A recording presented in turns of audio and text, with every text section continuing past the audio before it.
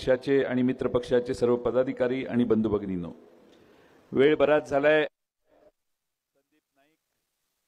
संदीप नाईक यांचा स्वागताचा कार्यक्रम काही दिवसांपूर्वी वाशीला आपल्या सर्वांच्या साक्षीने झाला। त्यात बहुसंख्य आपल्यातली मान्यवर नेते होते। आज उमेदवार म्हणून संदीप नाईक यांनी आपला विश्वासच साकारेल, बेलापूरचा सन्मान आणि सर्वांगीण विकास म्हणून वचननामा आज आपल्या सर्वांच्या समोर दिलाय।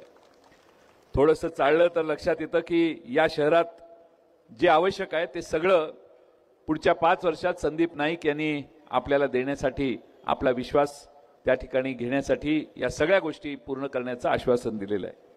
संदीप नाईक यांच्यासारखा हा तरुण चेहरा राष्ट्रवादीत आला। मी त्यावेळी म्हटलेलं होतं की आमचं काहीतरी हरवलेलं होतं, संदीप नाईक परत आले। त्यावेळी मला हा आनंद झाला की आमचं हरवलेलं आता परत मिळालं। आज एवढ्या भव्य दिव्य प्रमाणात आपण उपस्थिती दाखवलेली आहे की संदीप नाईक विधानसभेत जातील याची आता आम्हा सगळ्यांना पूर्ण खात्री आहे।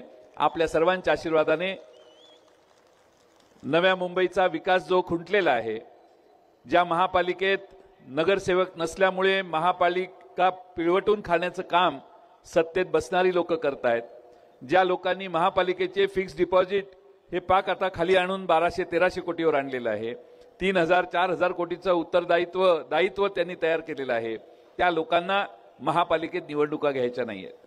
मी पहिलं आपणा सर्वांना सांगतो की पुन्हा महाविकास आघाडीचं उद्या सरकार आल्यानंतर पहिलं काम आम्ही करू ते म्हणजे नव्या मुंबईची महानगरपालिकेची निवडणूक पहिल्यांदा ताबडतोब लावू। लोकांनी लोकांचं राज्य चालवलं पाहिजे, अधिकाऱ्यांनी नाही। आणि अधिकारी आता आमचा अनुभव असा आहे की अधिकारी महापालिकेत काम करतात आणि बाहेर येऊन निवडणुकीला उभे राहतात आणि सांगतात महापालिकेच्या काळात सगळं मिस केलेलं आहे। हा प्रकार महाराष्ट्रातला बंद करण्याची व्यवस्था आपल्याला केली पाहिजे। अधिकारी म्हणून लोकांच्या प्रतिनिधींनी जे काम सांगितलेलं आहे ते जर तुम्ही केलं तर ते लोकांनी केलेलं असतं, लोकप्रतिनिधींनी केलेलं असतं। म्हणजे उद्या महाराष्ट्र सरकारच्या चीफ सेक्रेटरीने सांगितलं एकनाथ शिंदे वगैरेंनी काय केलेलं नाही, हे मी केलेलं आहे, तसा हा प्रकार आहे। आणि त्यामुळं या मतदारसंघामध्ये जी लोक उभी आहेत त्यापेक्षा आमचा उमेदवार कितीतरी उजवा आहे। आज त्यांचं पुन्हा पक्षात स्वागत करत असताना मी या ठिकाणी विश्वास व्यक्त करतो की महाराष्ट्राच्या विधानसभेत तुम्हा सर्वांचं अतिशय चांगलं प्रतिनिधित्व संदीप नाईक करतील। या मतदारसंघातल्या सगळ्या समस्या सोडवण्याचं काम त्यांच्याकडून होईल। आणि सगळ्यात महत्त्वाची गॅरंटी ही आहे की संदीप नाईक कुणालाही दुरुत्तर देणार नाहीत, उद्धटपणे बोलणार नाहीत, अतिशय नम्रपणाने तुमची सेवा करतील। तुमच्या कुठल्याही मैदानावर आरक्षण आणण्याचं पाप त्यांच्याकडून होणार नाही। या भागातल्या सामान्य माणसाच्या जनतेला सध्या जो करंटली त्रास 5-10 वर्ष होतोय त्याच्यातून तुमची सुटका जर करायची असेल तर संदीप नाईक हाच उत्तम पर्याय आहे। आणि म्हणून शरद पवार साहेबांनी बराच विचार करून संदीप नाईक यांना ही उमेदवारी दिलेली आहे। तुमचा आशीर्वाद मिळाला तर या नव्या मुंबईमध्ये अनेक चांगल्या गोष्टी घडवण्याचं काम संदीप नाईक यांच्याकडून होईल। खरं म्हणजे आपली लढाई भारतीय जनता पक्षाबरोबर आहे। या ठिकाणी हे सगळे जे महापुरुष आहेत, छत्रपती शिवाजी महाराज, शाहू फुले, आंबेडकर, सावित्रीदेवी फुले, ही महाराष्ट्राची दैवत आहेत। यांनी बहुजन समाजाला पुढे नेण्याचं काम आयुष्यभर केलं। महाराष्ट्रामध्ये जातीयवादी विचारसरणी कधीच फोफावली नाही, महाराष्ट्राने कधी त्यांना आधार दिला नाही, कारण आमच्यावर या लोकांचे संस्कार होते। आमची मनं घडली ती यांच्या विचाराने घडली, यांच्या आशीर्वादाने घडली। आणि म्हणून उद्याच्या निवडणुकांमध्ये आमचा मुकाबला भारतीय जनता पक्षाबरोबर आहे। महाराष्ट्रामध्ये उद्धव ठाकरे साहेब, शरद पवार साहेब आणि राहुल गांधींची काँग्रेस पक्ष, आम्ही तिघं, आमच्याबरोबर शेका पक्ष आहे, दोन्ही कम्युनिस्ट पक्ष आहेत। या सर्वांची एकच भूमिका आहे की या महाराष्ट्रामध्ये जातीयवादी भूमिका मांडणाऱ्यांना महाराष्ट्राच्या बाहेर घालवण्याचं काम आपण केलं पाहिजे। खरं म्हणजे एक आमदार भारतीय जनता पक्षाचे गेल्या 2-3 महिन्यात सगळीकडे महाराष्ट्रभर फिरून जातीय सलोखा, धार्मिक सलोखा बिघडवण्याचं काम जाणीवपूर्वक करायचा त्यांनी प्रयत्न केला।